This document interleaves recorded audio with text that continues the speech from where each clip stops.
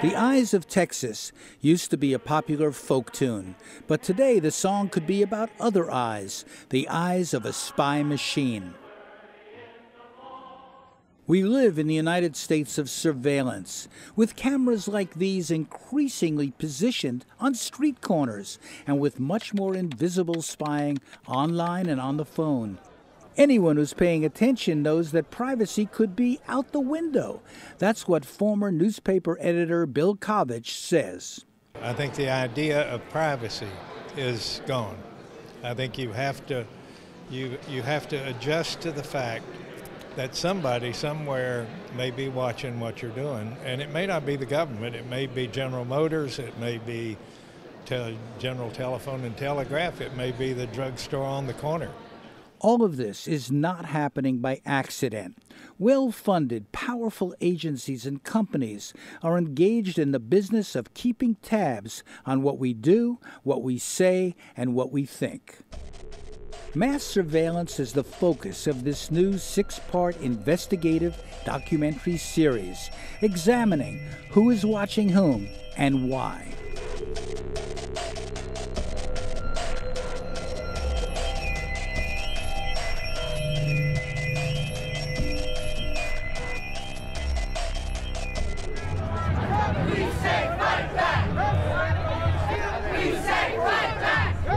Some Americans are up in arms, including an internet entrepreneur who says government spying could be a first step towards a police state, Alfredo Lopez.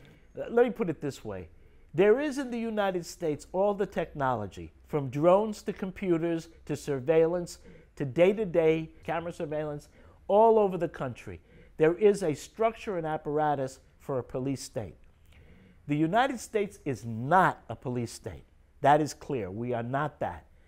There I draw the line. But we can be. And we can be with a flip of a switch. And the real problem is, I'm not sure that the people of this country have not become sufficiently unconscious of their rights and of the Constitution and the purpose of the Constitution to really put a halt to that when it starts.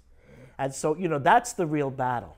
Others believe spying is now a big industry, more about money allocated out of fear than stopping terrorism. Sam Antar is a convicted felon who says there's a corporate angle. It's a bigger story than the NSA story. It's really corporate surveillance of critics or corporate surveillance of rivals within their own corporations. In other words, executives surveilling rival executives. These companies are looking for the Edward Snowdens in their own world. Yes. To many in the world today, the face of America has a big nose for sniffing and sifting mountains of data, phone calls, emails, and texts, and with many mouths silenced by paranoia to keep what they decide is secret, secret. Even high-tech sector executives are deeply troubled.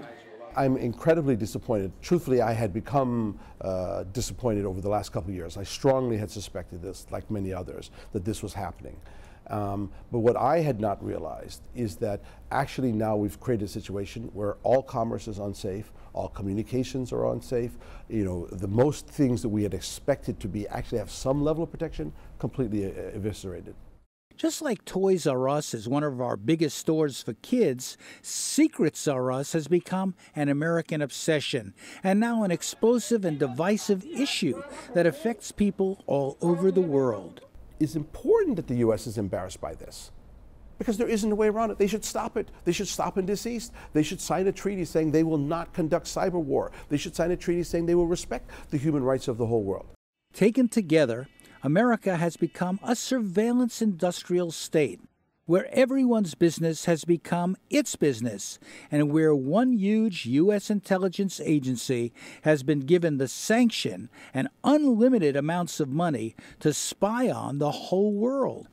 In this series, you'll meet a former undercover FBI agent who says government spying is out of control. We want the intelligence agencies and the law enforcement agencies to have power to go after people who are doing harm. But these programs are being done regardless of any suspicion of wrongdoing. And and a computer whiz who did the same kind of specialized secret work that whistleblower Edward Snowden did, but for the military. Well, I mean, when you work for the government, you're like, hey, I'm here to do a job, you know, and at the end of the day, go home and make sure the job's gotten done right. And it's really that simple. And the federal government has a lot of really outstanding people that work for it. I mean, high-end, high level. They wake up dedicated to make sure that it's done to the highest level you can imagine. But sometimes you just have people that just do their thing. You know, they become upset with what they see. You will also hear from Edward Snowden's personal lawyer, who says that his leaks to the public were leaks of conscience. You know, Edward Snowden has no desire to harm his country in any way. He believes that he's still on the side of his former colleagues, but they just don't see that. We've tilted too far in the direction of collecting information on innocent people. At the same time, writer Andy Greenberg of Wired magazine says Snowden's revelations are leading to reform. It seems that he's their worst nightmare, a kind of genius employee gone rogue. What I do see that's kind of remarkable is that his leaks are already starting to inspire reforms. Even as the government, the Department of Justice, calls for his imprisonment, the president himself is talking about how the NSA needs to be reformed based on what he's released. Going forward, I'm directing the Director of National Intelligence, in consultation with the Attorney General, to annually review, for the purposes of declassification, any future opinions of the court with broad privacy implications, and to report to me and to Congress on these efforts. Stopping mass surveillance is also an issue that is building in intensity. I cannot stand this anymore. I can't. As a mother, as a daughter, I cannot try to explain this situation to my children. This is an effort that's uniting strange bedfellows from across the political spectrum. I'm proud to sound here with Democrats, with Republicans, with progressives, with libertarians, because this is not about right and left. This is about right and wrong. In this series, we'll tell you what NSA really does, how it works with telecom and internet companies, and the threat it poses to a free press and democratic values. It's not only a violation of freedom of the press, it's a violation of the public's right to know. Information is the oxygen of a democracy. It's not just about participating in democratic processes. It's about being informed. That's what makes democracy meaningful. And when we don't have that information, when a very powerful entity, the government, has the information and the people don't, that is not a very healthy sign. We will also show you how whistleblowers, hackers, and activists are fighting back and winning support worldwide. There's been a kind of cat and mouse game between the surveillors and the surveilled that's been going on for decades. And what WikiLeaks, I think, was the first to show is that the mice can have some small or even large victories despite their lack of resources. Now, we see that the cats have cracked down again and that the surveillance state has responded. But then Snowden, appeared as another win for the mice. So, I think that this is going to continue, these sort of, a kind of tit for tat. But it does seem that these revelations by the mice, these moments when we learn, when transparency wins out over secrecy, essentially, are getting bigger over time. Even as protests mount, the United States government still supports a vast cyber spying program. What I've been very clear about is that there has to be a narrow purpose to it, not a broad-based purpose, but it's rather based on a specific concern around terrorism or counterproliferation or human trafficking or something that I think all of us would say has to be pursued. President Obama has called for some minor reforms, but critics are not satisfied. There's some things that I actually like about Barack Obama, but I'm clear about the fact that politically he is my opponent, he's my enemy, and he is clear about the fact that you have to put into place a series of controls that will preserve the social order. That's the only purpose for this stuff. Many in the media have been challenging the power of the surveillance state, too, relying on leaks because they can't always get access to insiders who are afraid to speak. The NSA has invited some journalists in, like for this pro-NSA CBS 60 Minutes report. The agency gave 60 Minutes unprecedented access to NSA headquarters, where we were able to speak to employees who have never spoken publicly before. Full disclosure, I once worked in the Office of the Director of National Intelligence, where I saw firsthand how secretly the NSA operates. Senior correspondent John Miller later left the network to join the New York Police Department as an intelligence official. Miller asked some softball questions, ostensibly trying to understand what the NSA does and doesn't do. You don't hear the calls. You don't hear the call. You don't see the name. You don't see the names. You just see this number called that number. This number, the to from number, the duration of the call, and the date time group. That's all you get. And all we can do is tell the FBI that number is talking to somebody who is very bad. You ought to go look at it. Later, a widely read website showcased another interview by HBO comedian John Oliver asking, what does it say about the U.S. press that the toughest interview Keith Alexander has is from a comedian? It's been said that your motto was collect everything. Is that true? For specific problems. Right. But you do understand that collect everything is also the motto of a hoarder. That's the fundamental principle which ends up with someone living alongside 1,500 copies of newspapers from the 1950s and 6 mummified cats. Former officials like General Alexander were off limits to our series, as Vanny Vines of the NSA made clear, rejecting our request for a tour. Thank you for writing.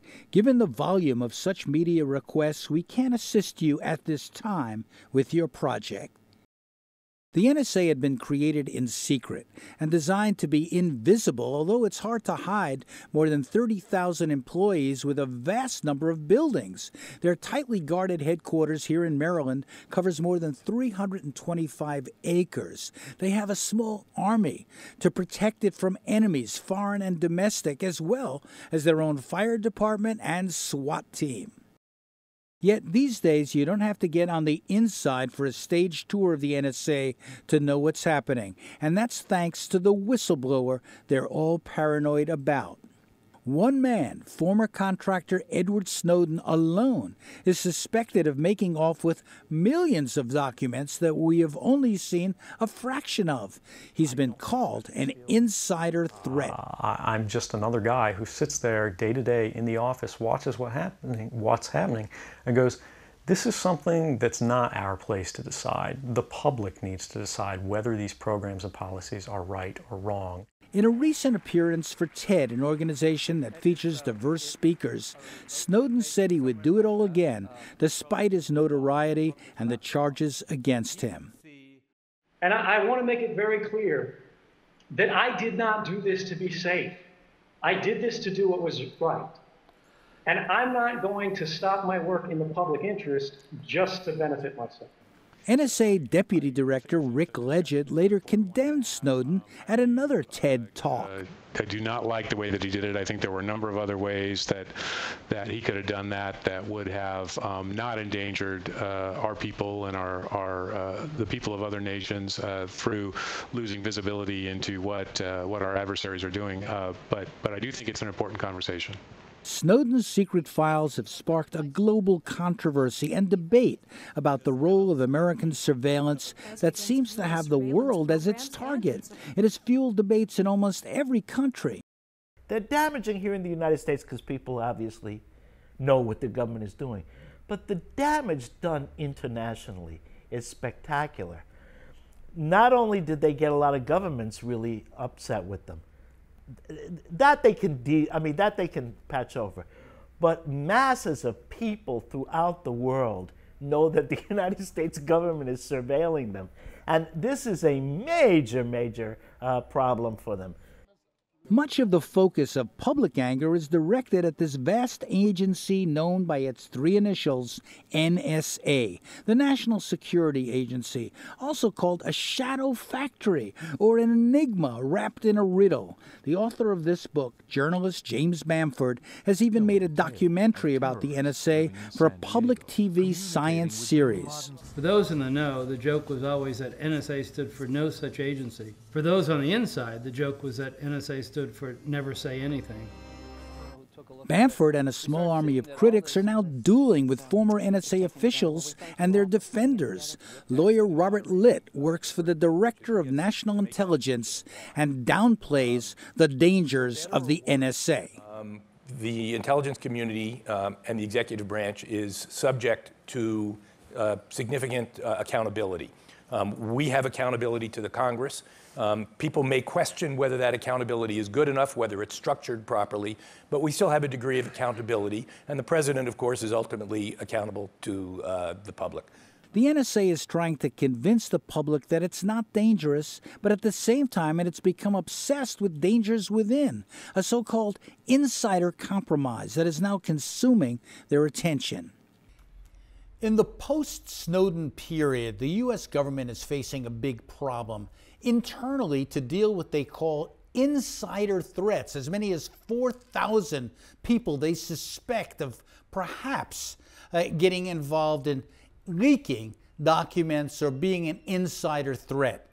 On the other hand, they have a problem from Congress and the media, which is denouncing the NSA and denouncing surveillance. So they've come up with a new term and a new program. It's in this report here, National Security Through Responsible Information Sharing. Now, what does that mean? It's not really clear, but the idea is to coordinate the intelligence community and to have the people in Washington linked up to the people at the local level, even at the tribal level, on Indian reservations to try to create an integrated police state apparatus. At least it could be used for that, although right now it's just for responsible information sharing. And one of the things about this book that I found interesting was the acronyms, the nicknames of all the organizations that are part of this network. 6 pages of acronyms of organizations in the responsible information sharing environment.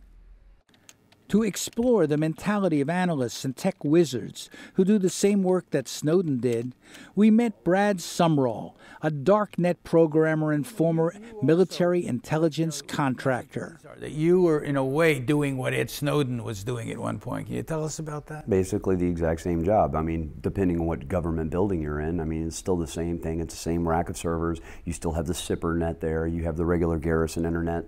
If you went out into the field, you have the tactical internets or networks.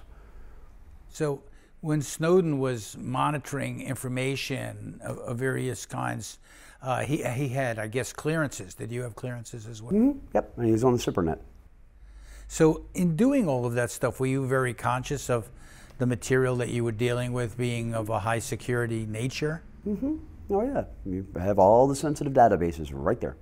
Even as intelligence agencies try to keep their staffs in line, reporters have become another enemy and maybe a bigger threat, with many hard-hitting reports winning major media prizes and pitting leaders of the mainstream press against the lack of transparency by the NSA. Said awarding the Pulitzer to Snowden enablers is a disgrace. Anything you'd like to say back to him about that? You know, I mean, I look at Peter King's condemnation as an enormous badge of honor. Why shouldn't you, Mr. Greenwald, be charged with a crime? The scandal that arose in Washington before our stories began was about the fact that the Obama administration is trying to criminalize investigative journalism by going through the emails and phone records of AP reporters, accusing a Fox News journalist of the theory that you just embraced, being a co-conspirator with felonies for working with sources. If you want to embrace that theory, it means that every investigative journalist in the United States who works with their sources, who receives classified information, is a criminal. And it's precisely those theories and precisely that climate that has become so menacing in the United States. It's why the New Yorker's Jane Mayer said investigative reporting has come to a standstill. What do you say to those journalists that have been also highly critical of this kind of reporting on the Edward Snowden revelations? People like David Gregory that are asking if Glenn Greenwald should be prosecuted. It's outrageous. I don't know how he can call himself a journalist and talk like that. I mean, look, this is the job. I mean, the job is we're supposed to report the truth. If whistleblowers come forward, we're supposed to take the risk along with those whistleblowers. And society long ago decided that we're supposed to have protections when we do this. This is what journalism is about, shining a light on what the most powerful people in the country are doing to them in the dark. So we're going to continue to do that no matter what David Gregory and his friends say. This series will take you to a high-level media summit held inside the New York Times that debated the role of leaks and the need to defend the press. Well, I think there is a need for pushback. This conference is a step in that direction, and there are reporters and even mainstream news organizations that are pushing back. So there's an important fight going on here. The NSA could not have access to as high a volume of emails and communications without the full cooperation of telecom companies and internet providers. This relationship has blossomed into a surveillance industrial complex with a flow of personnel back and forth between the NSA and its contractors. As the internet expanded, corporations, I think, saw the possibility of making huge profits and really jumped into it very, very aggressively. But the important thing to note is that the real heavy-duty corporate involvement in the internet is only about 6 or 7 years old. That's when they really swept in. Events like 9/11 enabled the NSA to grow into a $60 billion enterprise, with 70% or $42 billion going to contractors, some led by former NSA executives. In October 2001, the NSA had only given 55 contracts to 144 contractors. By October 2003, that number had grown to 7,197 contracts for 4,388 companies. Snowden had been an NSA employee who left to work for a company called Booz Allen Hamilton, run in part by a former NSA director. Private companies like these were given access to the NSA's top secrets. This also led to an expansion of spying, even as government studies found that the FBI and CIA screwed up by not applying the intelligence they had but couldn't process to stopping 9/11.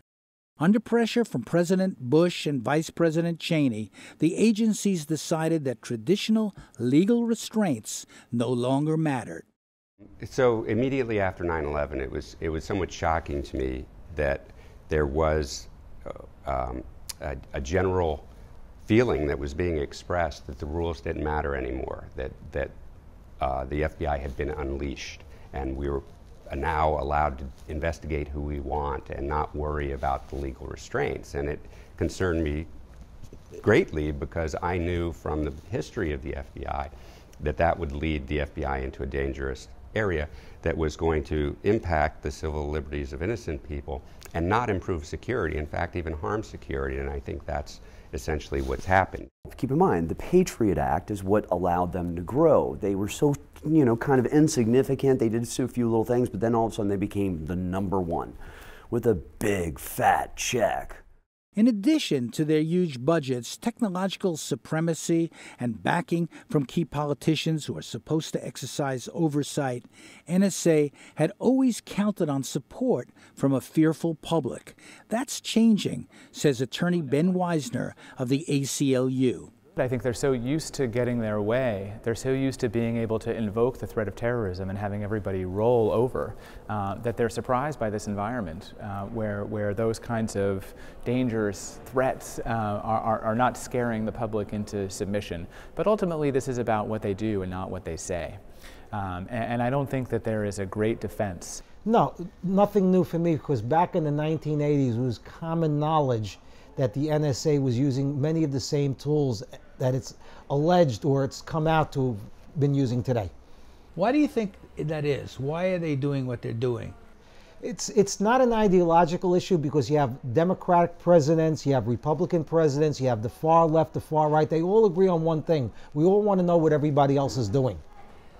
So spying is in our gene pool. Yeah, spying is in the American gene pool, unfortunately. Coming up next, more on how the NSA does what it does. We'll tell you about its collection program that enables it to spy on the internet and all of us. You have a right to know what they're doing, and we will tell you.